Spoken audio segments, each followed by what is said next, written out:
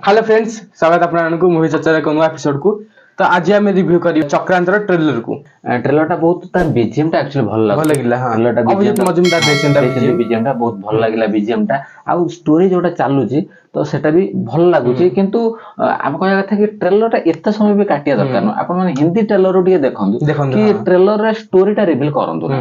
तो स्टोरी टा जदि ट्रेलर रिवील कर देबा थिएटर को लोक कोन पाइ दिबे। तो सेटा हम सब बळे ओडे फिल्म रे कहजु आ एते समय ट्रेलर काटिबे किछ दरकार न। 2 मिनिट 10 सेकंड 15 सेकंड बहुत आ ता माने अजथा लेखा भी किछ दरकार नाही। ट्रेलर एक्चुअली सहिला 2.5 मिनिट ट्रेलर सहिला।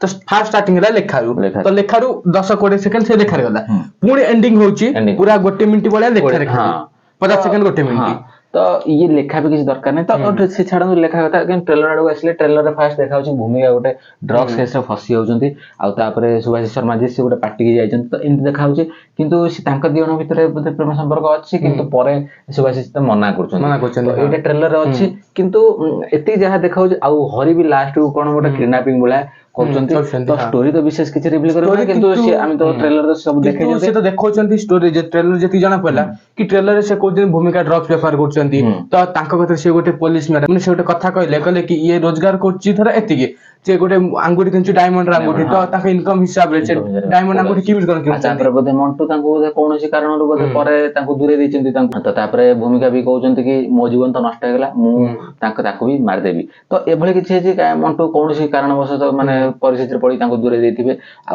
से नायक के खलनायक के एठु जणा पड़े। तो एठु जणा पड़छ कि भूमिका एथि माने निर्यातित होउचंती, माने परिस्थिति रे पड़ी कि तांकर माने ये परिस्थिति सिचुएशन खराब अछि। काई ना ड्रग्स केस रे फसी जाइचंती। से नॉर्मल माने गोटे काम करंती, जॉब करंती, तो फसी जाइचंती।